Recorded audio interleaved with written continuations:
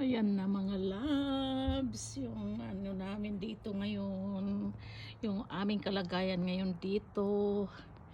Continue yung snow na paunti-unti, pero ay ito na, makapal na rin yung snow. Ayan, makapal na din yung nandito sa amin likod ng bahay. Ayan na mga loves. Oh, ayan na nangyayari dito sa amin mga loves.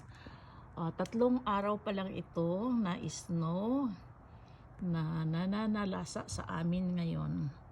Pero continuous yung kanyang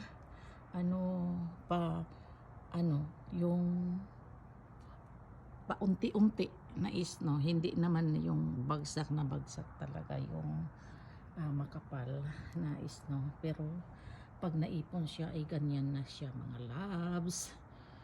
Okay, thank you for watching.